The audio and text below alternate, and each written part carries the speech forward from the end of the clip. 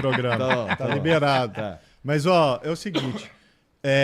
O DeepSeek é totalmente diferente da OpenAI na questão de que a OpenAI, para você usar, você tem que usar pelo canal da empresa.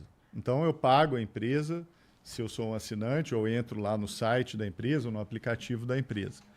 O DeepSeek, não. Você pode usar pela empresa, você vai lá no site, mas você pode baixar o software, né, o treinamento do DeepSeek e implementar você mesmo no seu computador, no seu servidor, onde você quiser, tá? Você pode, inclusive, criar um aplicativo do Flow AI, onde você pega todos os episódios que você já fez, transcreve, treina o DeepSeek com esses episódios e você cria o seu próprio servidor e começa a fazer, as pessoas podem fazer perguntas, relembrar o episódio favorito. Nossa, isso é legal Posso pra perguntar, cacete. o Álvaro já foi quantas vezes no Flow? E aí ele vai falar e te contar direitinho, entendeu? Então, o que é legal do DeepSeek é que ele é modelo aberto, open source, que você pode customizar e você tem um controle, né? Você pode criar a AI do Flow e as pessoas acessam através do seu computador. Eu sou entusiasta do modelo aberto. Alguém de open tem source, que comprar o... Não, porque é open source, então não tem que comprar, só Não baixa. precisa pagar não, só baixa, só baixa. Agora, a OpenAI está dizendo que vai lançar a aberta dela também, né? Porque ela viu que o negócio está dando certo, então está dizendo que até daqui a pouco, talvez em um mês ou antes até, solte a versão aberta da OpenAI, tá? Mas é uma empresa que não tem... A matriz dela não é aberta. O DeepSeek é. Apesar da OpenAI chamar OpenAI, Não né? é open. Ela não é open. Mas a do DeepSeek, ele é fundamentalmente uma empresa que desenvolve uma AI que é aberta. E existe a gente corre o risco de viver uma espécie de guerra fria com essas empresas aí dominando o mercado e, sei lá, possivelmente surgindo outras e mais polos e sei lá? Bom, a gente já está vivendo uma guerra fria. Aliás, fria é bondade nossa, né? Porque não dá tão fria assim, não. O que está acontecendo é os Estados Unidos baniram a China, né, do desenvolvimento de inteligência artificial. Você não pode vender chip para a China, não pode vender software. Você não pode vender basicamente nada que possa ser utilizado no desenvolvimento dos chips de última geração. E essa é uma medida, ela é drástica, não é muitas vezes na história, né, fora de uma situação de guerra, que você tem uma barreira tão clara assim. A barreira não está funcionando como esperado, inclusive pessoas que eu conheço já me falaram que você compra hoje chip da NVIDIA na China pelo mesmo valor que você compra nos Estados Unidos, às vezes até mais barato, o que significa que está chegando, mas a ideia é essa, assim, não deixar a China chegar próximo do nível de desenvolvimento de IA dos Estados Unidos. E dá Isso é tempo? guerra, isso é guerra. Olha, a China está um pouco atrás dos Estados Unidos. Ela não tem acesso aos chips da NVIDIA, que são realmente os melhores, né? Mas tem todo um cenário hoje de chips chineses que não são tão bons quanto o da NVIDIA, mas que os chineses estão fabricando, de várias marcas, tá? E eles estão usando esses chips que são de segunda linha para treinar IA. E a consequência disso é que o treinamento é muito mais barato.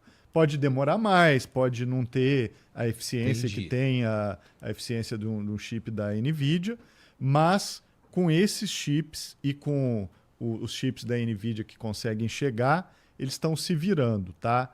Então, a ideia era que a China estaria 3 ou 4 anos antes dos Estados Unidos. Hoje eu já acho que está 1 ano e meio antes dos Estados Unidos, especialmente depois do DeepSeek, e com chances de fazer o alcance ali, de chegar onde os Estados Unidos estão. Quando sai o DeepSeek lá, surpreendeu alguém? O mercado inteiro se surpreendeu, né? Porque ninguém estava esperando. Até foi engraçado, né? Eu fui para o Fórum Econômico Mundial em Davos, e em Davos só se falava que a guerra de IA era uma guerra de infraestrutura. O Trump tinha anunciado que ia investir 500 bilhões de dólares, né? Não era o governo dos Estados Unidos, mas um consórcio chamado Stargate, com a OpenAI e outras, que iam construir uma mega infraestrutura, inclusive parte dela subterrânea, né, para ser protegida de bomba e qualquer coisa do tipo. E isso era assim, a premissa era quanto mais estrutura, mais data center, água e energia, mais poderosa é a sua IA. E o que o DeepSeek mostrou é que há outros modelos, entendeu? Que você pode criar uma IA muito poderosa, pode não ser a top de linha, mas ela é boa o suficiente, sem ter que fazer a corrida necessariamente de volume de infraestrutura, que continua importante, tá? Mas o modelo ele pode ser outro também. E aí quando o DeepSeek apareceu, isso aí derrubou no dia, as ações da NVIDIA caíram todas, várias ações de empresas de tecnologia nos Estados Unidos caíram e deu uma chacoalhada nas premissas. Hoje elas ainda estão aí, acho que infraestrutura continua sendo o gargalo, mas não é exatamente como estava se dimensionando, que era construa um data center monumental e você vai ser o líder de IA. Não é o caso. A DeepSeek acabou de provar isso. Entendi. Quem são os jogadores desse tabuleiro aí? Vai lá. Olha, eu vejo da seguinte maneira, tá? Eu acho que assim, os Estados Unidos e a China são evidentemente os dois jogadores principais. E a gente tem aí, como o Ronaldo colocou muito bem, uma guerra que nem é mais fria, tá? E se tem aí uma declaração de guerra explícita do ponto de vista comercial, e isso gera uma tensão que consequentemente polariza, né? Toda vez que você tem dois players importantes brigando, o mundo acaba forçado a tomar partido, e no jogo aí você começa a ter uma polarização que às vezes é até interessante, tá? Por exemplo, a União Soviética não teria sobrevivido tanto tempo se não existisse uma tensão tão grande com a OTAN, capitaneada pelos Estados Unidos e assim por diante. Então, a gente sempre tem que pensar que essas estruturas bipolares, às vezes elas interessam as duas partes. Mas feito esse introito, eu acho que o ponto que é assim, importante pensar para a gente falar quem são os players é que existe uma cadeia logística da produção no Ocidente que envolve maior número de players do que, por exemplo, no Oriente. Entendi. Então, no caso de infra, que o Ronaldo colocou muito bem, é algo que ao longo do tempo segue muito importante, mas a gente vê hoje em dia que existem alternativas. A gente tem que pensar o seguinte: a produção dos microprocessadores, o chip, ela é uma das produções mais complexas do mundo.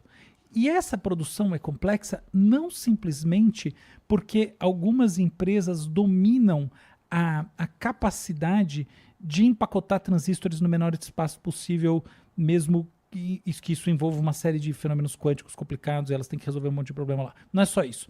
É que você precisa, por exemplo, pegar uma placa de silício ou outro material e fazer o etching, o desenho nela. Você precisa fazer coisas assim, que é marcar onde vão entrar esses processadores e tudo mais. Então tem uma empresa holandesa chamada ASML que é a principal na técnica mais avançada de você criar as bases para a empresa mais avançada nos chips, fazer os chips. Tá? Então, a ASML cria esse negócio chamado etching, que é o desenho do chip, usando uma técnica chamada EUV, que é uma litografia por ultravioleta extrema, que vai levar um componente que vai ser usado pela TSMC, que é a empresa de Taiwan, que é, em última análise, grande parceiro do Ocidente, ali na fronteira, ou talvez dentro da China, há debate sobre isso, que vai produzir, outras também, mas sobretudo ela hoje em dia a principal empresa disso, até o discurso do Trump hoje à tarde mencionou ela. E aí você tem atrás dessa dupla, que é a dupla mais visível, algumas outras. Então, por exemplo, os alemães, que tem a Carl Zeiss, que é uma empresa de lentes, né, de óculos e tal, super importante. Existe uma lente específica da Carl Zeiss que é usada para um processo que vai levar o etching, uma marcação do negócio que o holandês vai fazer. E é uma loucura, tá? O negócio funciona o seguinte, é como se fosse uma bomba muito, assim, que é explodida, olha que loucura, num espaço microscópico, e essa explosão gera um plasma, e há um raio de plasma que marca o negócio, que marca, né, a placa de silício, e esse raio de plasma ele só marca o silício com precisão porque os espelhos mais precisos do mundo, as lentes mais precisas do mundo, são produzidas pela Carl Zeiss. E aí, do outro lado, olha que loucura. Que loucura. E aí você tem um negócio que é o seguinte, os chips de antigamente, eles eram bidimensionais. Agora eles são tridimensionais, tá? Eles vão ganhando camadas que vão empacotando mais coisas dentro. Então, quando a gente fala que um chip, por exemplo, tem 4 milímetros, não é que ele tem 4 milímetros, quer dizer que existe 4 nanômetros. Existem 4 nanômetros de distância entre um microprocessador e outro. É o espaço intermediário, tá? Então, é toda uma questão de fazer um origami. E aí tem uma empresa japonesa específica que é a especialista numa máquina de fazer o origami. Então, no final das contas, a grande diferença é que o Ocidente tem, no mínimo, Estados Unidos, que é o grande consumidor, Holanda, Alemanha e Japão. Enquanto a China também tem os seus parceiros. Mas dado o embargo, é um embargo histórico, a China internalizou mais dessa produção e, consequentemente, está matando no peito boa parte. Então, Huawei e outras empresas chinesas estão se dispondo a desenvolver tanto a máquina de litografia, que é essa que faz o desenho no negócio, quanto a máquina